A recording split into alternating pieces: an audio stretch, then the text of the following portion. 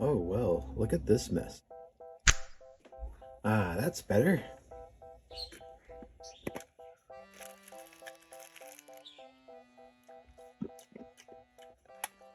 Hmm.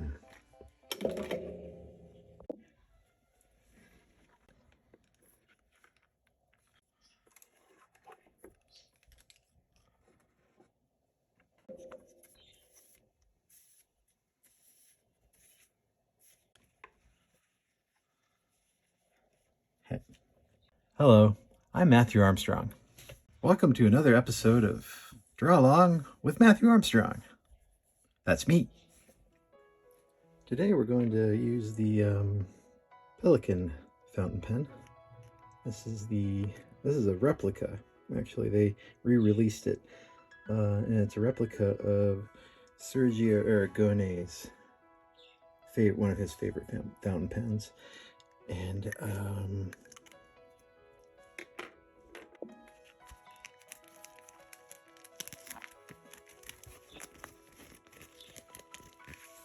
Sergio is one of our greatest living cartoonists. He's a legend, star of film, TV, the fastest cartoonist ever. He whose shoes I am not worthy to tie.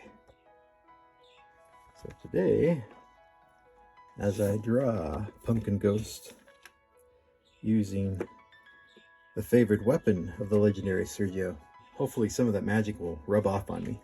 I have one of these artist editions of Sergio's work.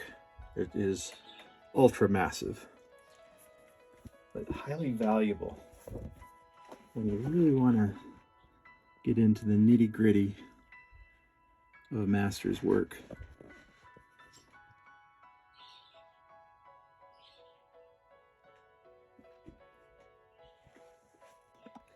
But this pen needs ink. Don't know if you can tell, because I can't, but this is a little, it's transparent, and you can see just how much ink is in there. And it's below half. So before I start on my Pumpkin Ghost comic, I'm going to have to refill it. Now this is carbon ink, and it's broken, see that? And man, if this stuff gets out, it's just spread everywhere. It's very good at spreading. And so I keep it locked in this common household jar, just so that won't happen.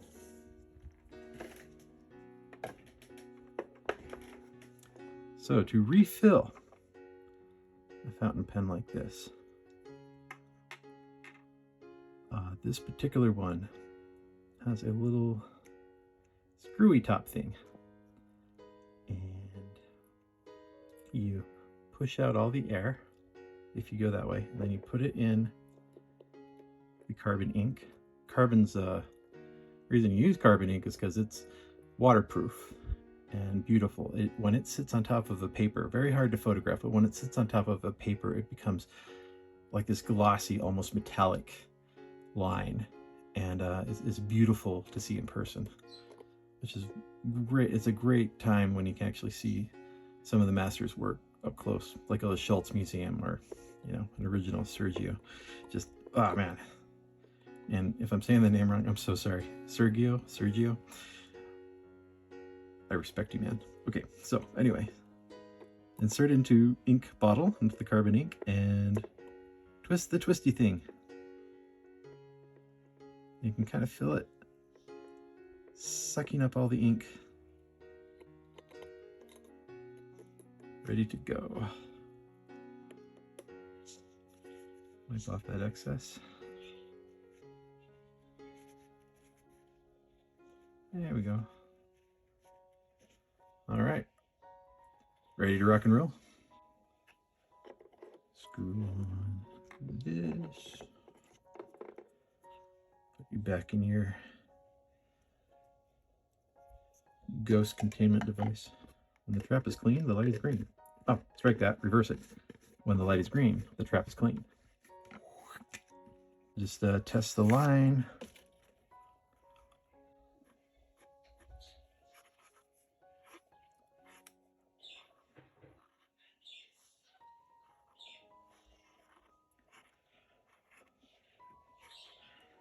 Oh yeah, ready to go.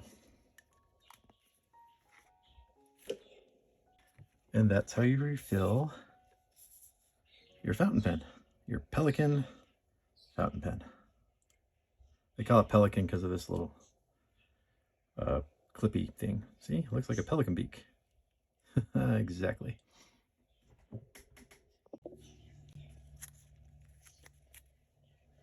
I'll just secure this in place so that I can, yeah, that'll help the final edit with the image. Okay, first I'm going to do the frames, so the panels, the outline around the panels.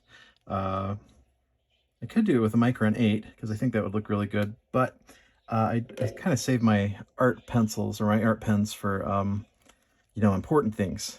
And then the panel lines, well, they just get your common uniball pencil. Pen, not pencil.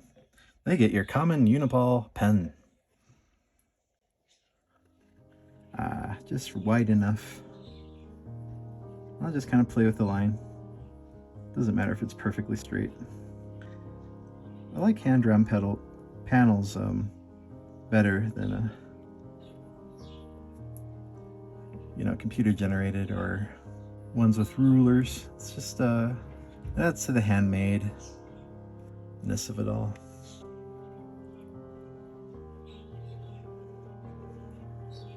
And it only takes a second. Oh, look at that. This side does not have a line. It cut off, the printer cut it off, so I'm just gonna have to wing it. Pretty scary. Excuse me, little glass egg thing. Here, hold that down for me. Sorry, Snoopy. Sorry, Cookie. All right. Thank you, Uniball pen. Yeah, you're the best. Okay, definitely want to make sure this is dry.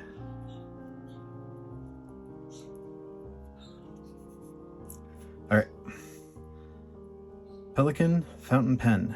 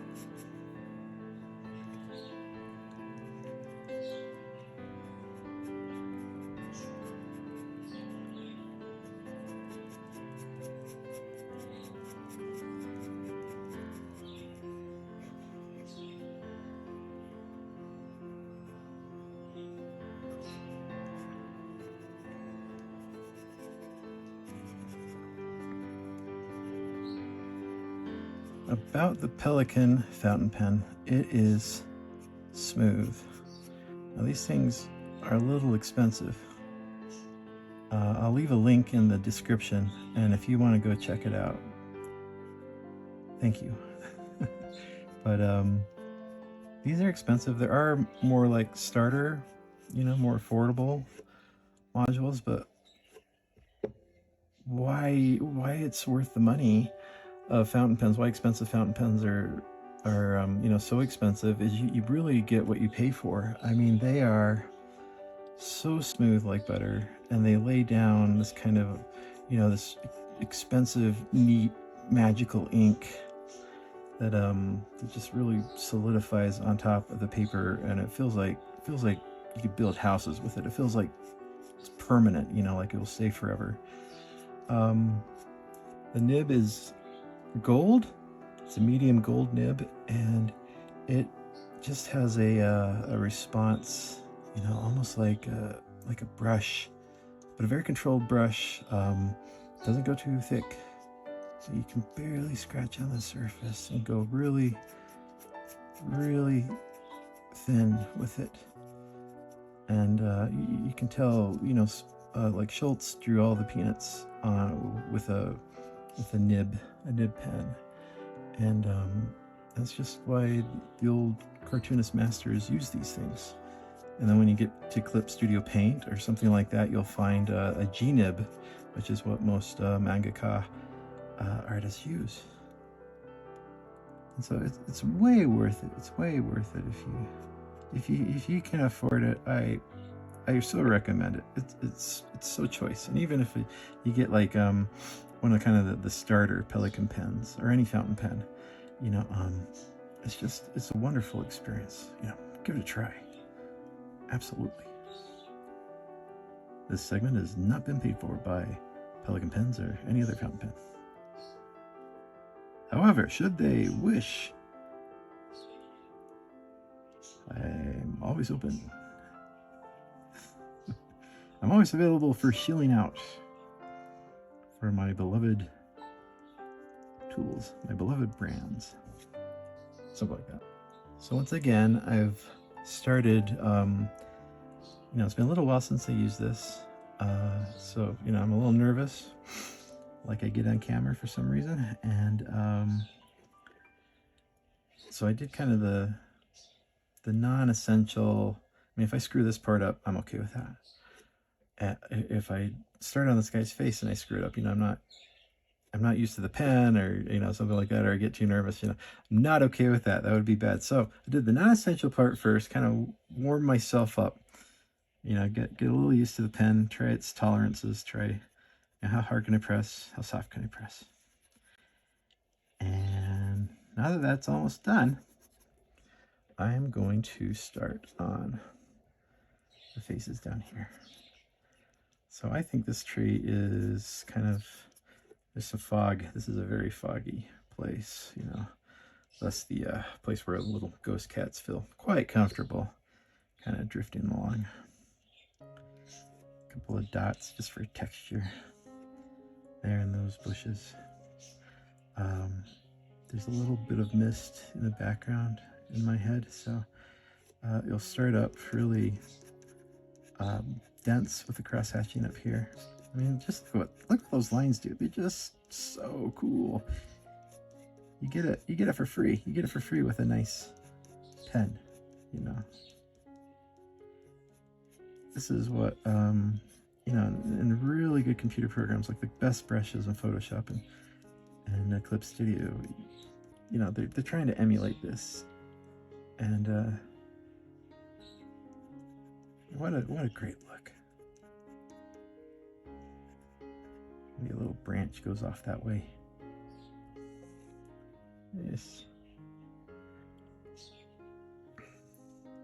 We've got Halloween songs playing in the house. What a wonderful time of the year. I don't know if you can hear it or not, but Nightmare Before Christmas. Wow, what a huge mind explosion that was when I first saw that.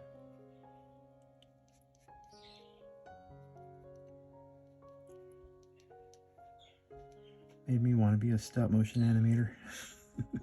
I tried it with a Super 8 camera. It was really hard and the film was really expensive. But we don't have these problems anymore.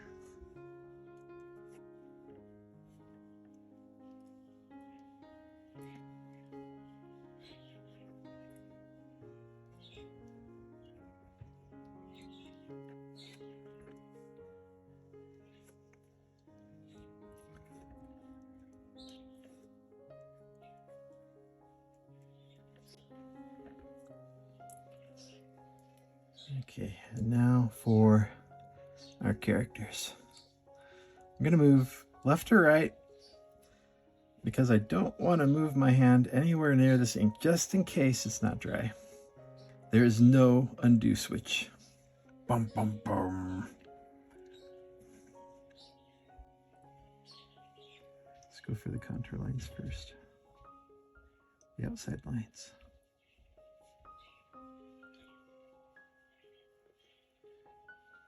Gonna start up thin and small, very thin line. I'm gonna let it peak around here. There's two rules of thought really. You can say the light's coming in from this way, and because it's coming in from this way, this line on this side will be a little bit darker. You know, the shadows will gather, you know, there. And then that should make this one, you can make the line really, really thin. Or you can make it really, really thick and just kind of do the opposite of that rule.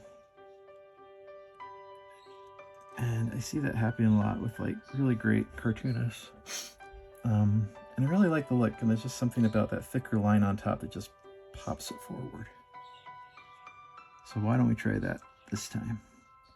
Let's switch it up next time. There's no hard and absolute rules.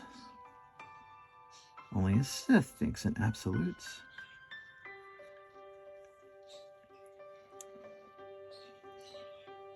I have like a note in my brain. It's an argument about like where the little extra bit comes off, and should it be on this side under here, and that makes too high contrast of a little area, or should it be up here? I guess I'll just put it here then.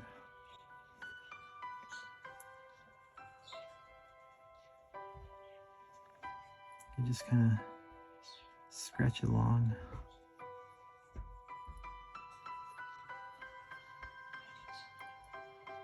Oh, his mouth is full, so we'll do a little cheek. Start really thin with the line down there, thicker at the top. He has just a bit of, you can see just a bit of the inner jack-o'-lantern eye.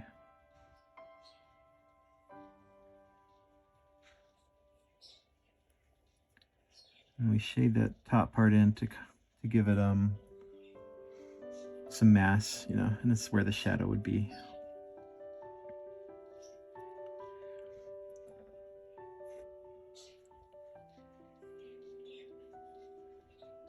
This fountain pen is really good for control and for tight, small drawing like this.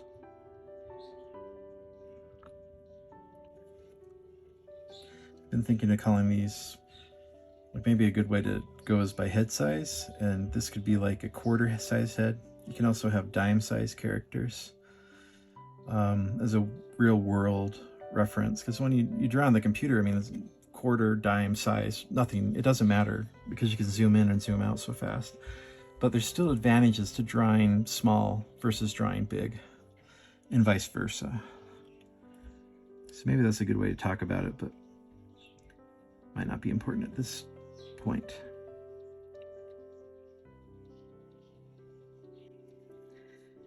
So he's just drank some cider that Catbat has provided him. And he's also a jack-o'-lantern. He's also a ghost with a jack-o'-lantern on the ghost head, right? So anyway, yeah, all that cider tastes good, but it goes right out where it came in.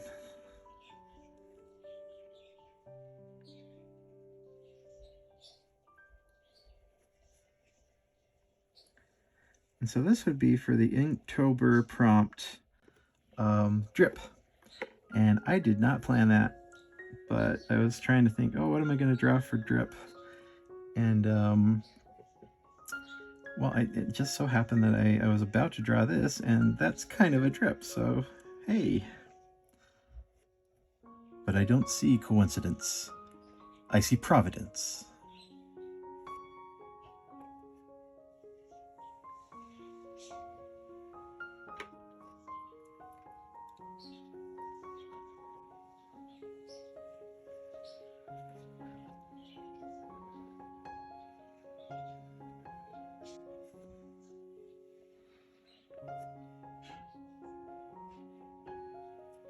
I said the lighting was coming this way, but I lit it wrong that way. And you know what? There's two light sources and they affect things completely differently. This is cartoony, this is our world. I'm gonna do what we want.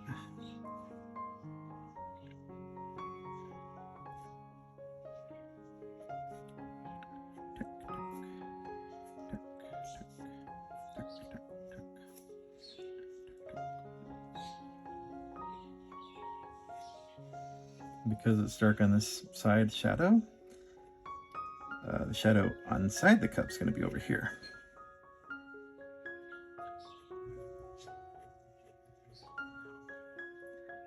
It's empty.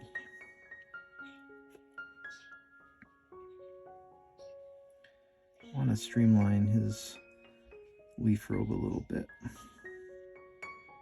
Make it, trying to make it a more appealing shape by simplifying it and streamlining it just a little bit.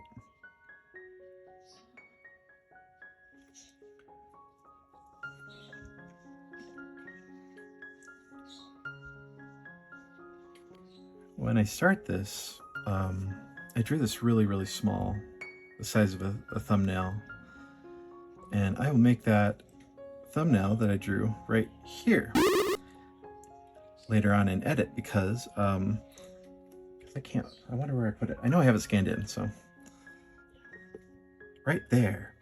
And took it, I blew it up, you know, to a size, to this 8.5 by 11 paper, and printed out in this glorious orange printer ink and draw right on top of it. But I didn't figure everything out. You know, you can kind of see right here. You can see that you know, the shadows of the sketches that I was doing, the shadows of the pencil. I grabbed this, I copied it, repeated it over here. You know, blurred it out because I wasn't really sure what I was going to do with it. I was going to let myself decide in this stage, you know, to leave the virtual world and then complete it in the desert of the real.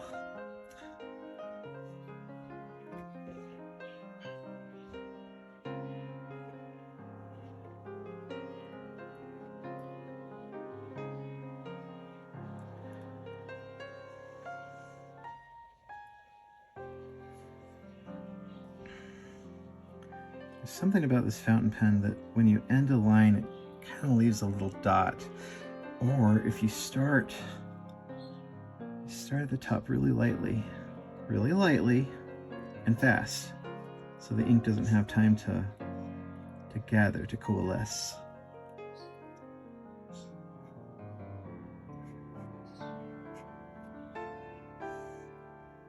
And sometimes I get really happy because I'm like, oh, that looks like a Charles Schulz mark, or that looks like a Sergio mark. And one of the reasons it does is because these were the tools they were using, tools they are using. But in my brain, it's like, ah, oh, that looks right, you know, because I've been looking at newspaper comics and comics, you know, my whole life. So if it looks a little too digital, then I'm, yeah. But when it looks like the stuff I love growing up, the reasons that I did this in the first place, it just makes my heart happy. That's one of the reasons I like to draw traditional whenever possible. I'm certainly a huge fan of digital and use it almost every day for the past forever. I wanted to put a little bush here in the foreground, but Sure. Oh well. I will honor the decisions of Pat's. I will honor the decisions of my past self. But I think because it's in the foreground, it's got to be a real thick line.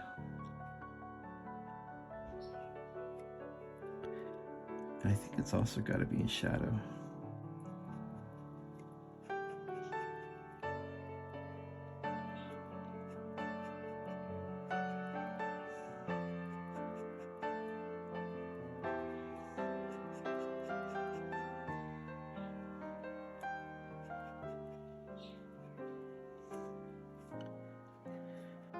Another thing I like to do with grassy fronts is 1, 2, 3. 1, 2, 3. 1, 2, 3.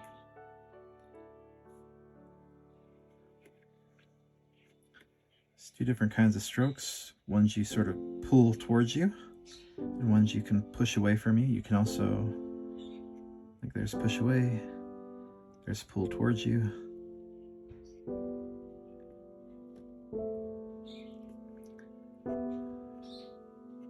You can also do sideways. And they look a little bit different.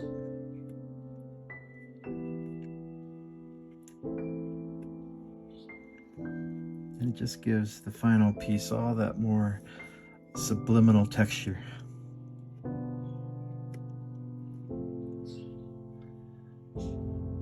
Alright, time to cross hatch in Pumpkin Ghost's head here. Just really lightly touching the paper. These have to be thin lines. Finish that contour line. Try not to forget to finish things, but you know what? I do forget to finish things. So in my head, this is made of leaves. Autumn leaves that he found around. This little ghost got a little bored with being a ghost and haunting a house. And just like when you want a kind of weird or different haircut, you want to change your hair color, something like that. You want something new, so he wanted something new. So he looked around and he found a pumpkin, and he thought, that's what I want to have on my head. And he didn't want to be around the house anymore either, so he decided to he picked a direction and just went that way. And he met the most interesting, wonderful, and sometimes scary and terrible people and creatures, until eventually he found others like him that you could call family.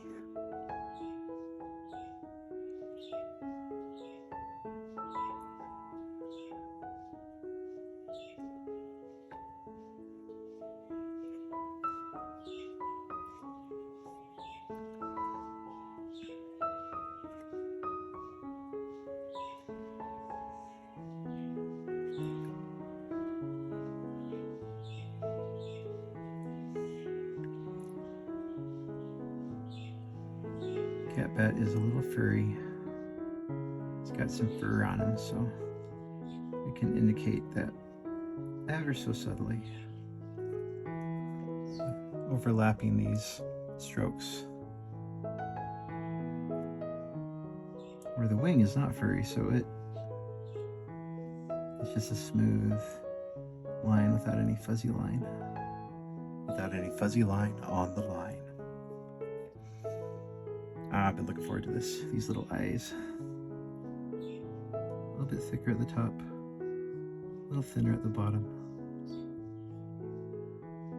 Makes it look like maybe light is hitting the eye and pooling at the bottom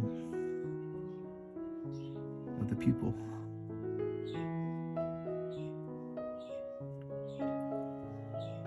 I like this expression on Cat Bat. Usually I draw him with his mouth wide open, but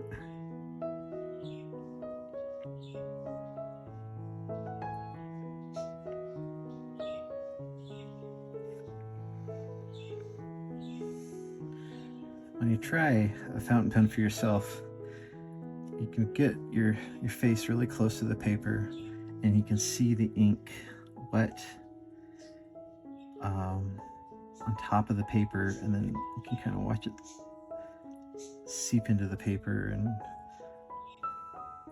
it's cool. It's really cool. I'm completely nerding out about it.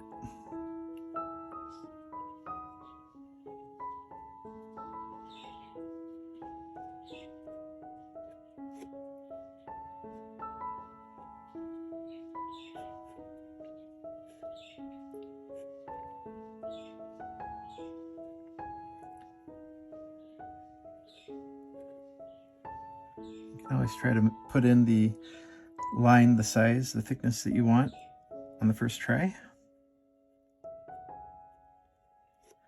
You can also go right back to that same line and thicken it should you decide it needs that, or maybe needs a little more fuzziness on it. You'll know what to do. This is your world.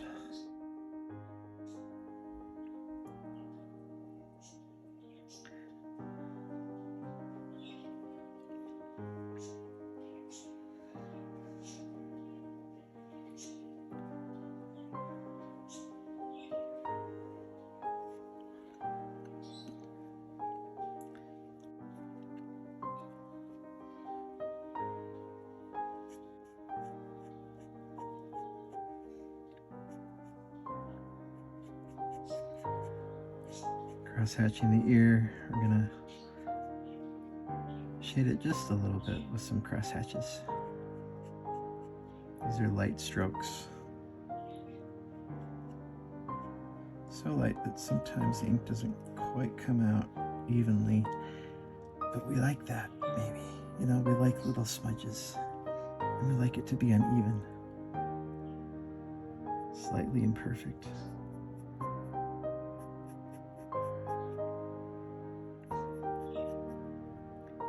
Oh, that's very nice and thin.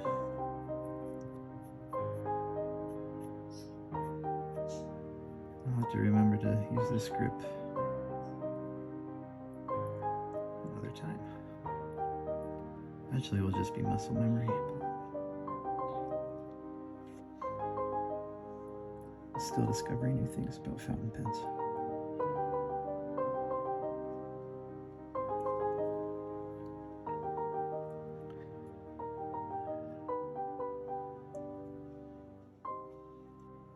I could just draw that nice and smooth,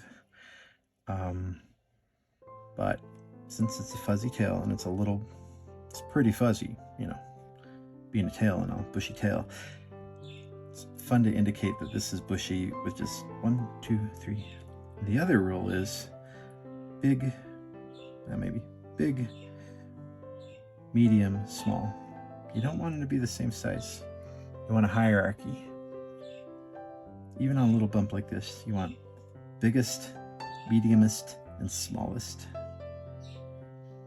It's one of those principles that creates appeal.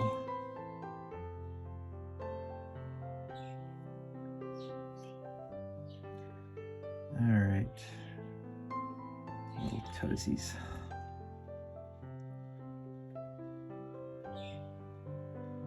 Bare minimum to indicate his feet. They are not in perspective. They are not anatomical. They are cute and appealing, and maybe a little bigger than usual just to add some weight. Now I'll just finish up his little tummy.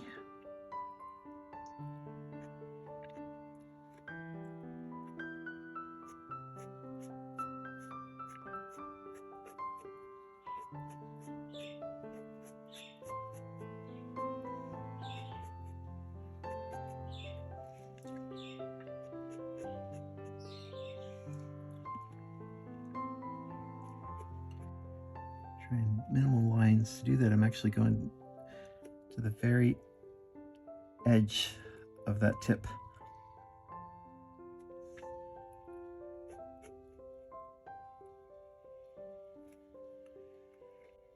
Because that's how I get the thinnest line possible. This line overlaps that line because the tail is behind the foot.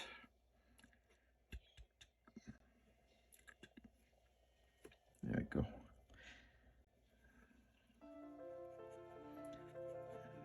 Tail gets a little dark at the end.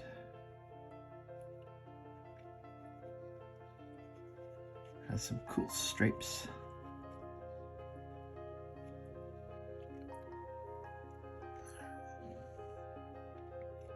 Meow, meow, meow, meow, meow. He is. It's kind of like, oh. He maybe did not expect the cider to just fall out. And maybe he's a little sad that this, you know, don't cry over spilled cider, but it's kind of hard not to. Maybe he made it himself. Maybe he won it in a game against a deadly apple beast. The battle for Cider Mountain. All right, that's good. I want to try one of those. Maybe I don't. No, I do. It's one of these things. A little more foliage. And you think about like clustering, which is where you don't just randomly put dots and little grass blades of glass everywhere. You want to cluster it around your focal point. So I imagine these sort of circles. I imagine the rule of thirds. And I imagine them, and it lets me know where these things should go. You can almost see like an invisible grid. And I know that I want this to be pure white behind them. So to emphasize their silhouettes.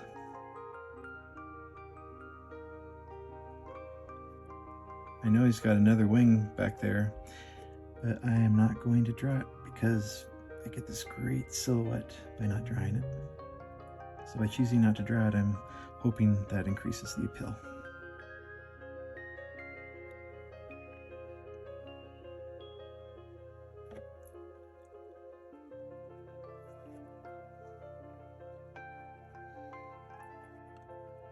Thinking about adding just a few dark accents here and there to try to make things pop here and there, to define things and add some more black areas to emphasize. Like, for instance, I'm shading in behind this cider dribble.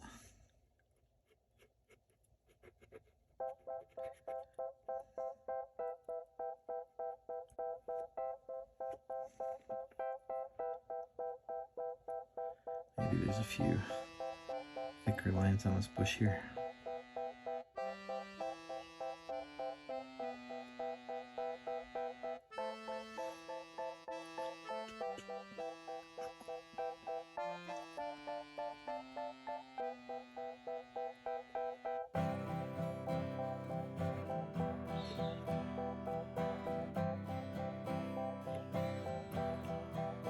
Okay. I think that's good for now. Just add a little signature here.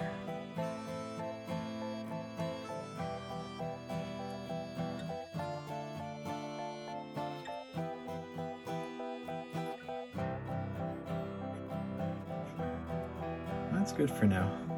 I'm just gonna post this real quick. And that'll be fun, because then I actually did drip. Yay!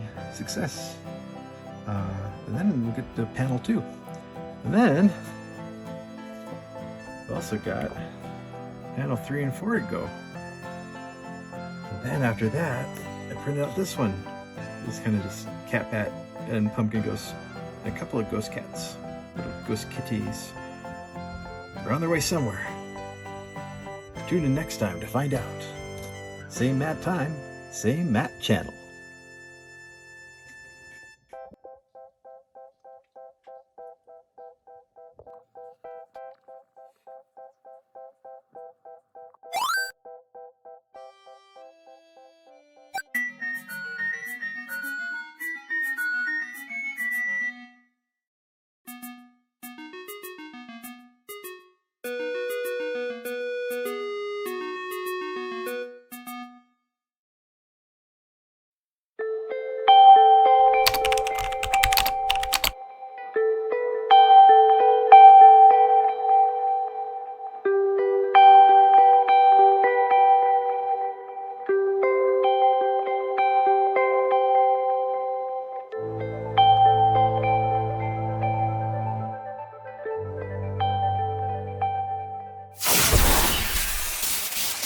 Coming soon, part 2 and 3 of Inking the Pumpkin Ghost.